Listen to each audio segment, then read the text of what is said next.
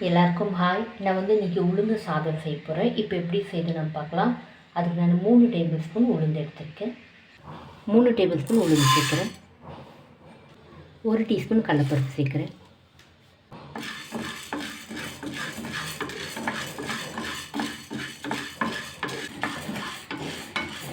இப்போ லோ ஃப்ளேமில் 4 நிமிஷம் ஆகுது. போதும், நான் எடுத்துடுறேன்.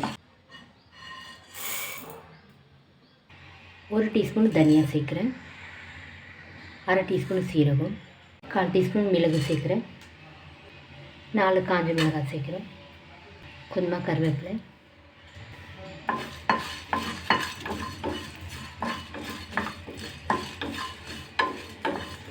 கொஞ்சமாக புளி சேர்க்குறேன்.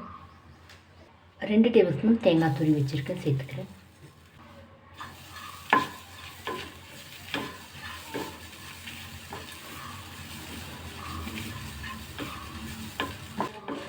இப்போ சிம்மில் 5 நிமிஷம் ஆகுது. மொத்தமாகவே போது, எடுத்துடலாம்.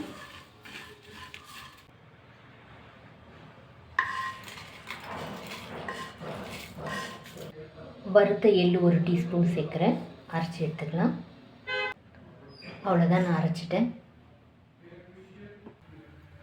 4 டீஸ்பூன் எண்ணெய் சேர்க்குறேன். 1 டேபிள் ஸ்பூன் நெய் சேர்க்குறேன். 1/2 டீஸ்பூன் கடுகு சேர்க்குறேன்.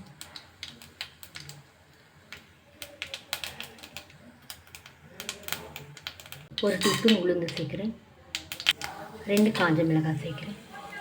கொஞ்சமாக பெருங்காயம் சேர்க்குறேன். கொஞ்சமாக கருவேப்பிலை சேர்க்குறேன்.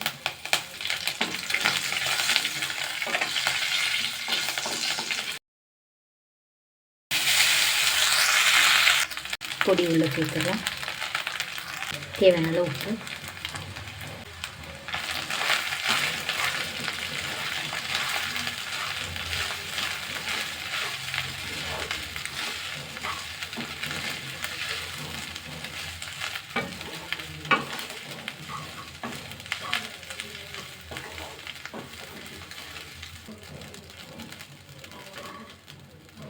அவ்வளோதான், எடுத்துடுறேன்.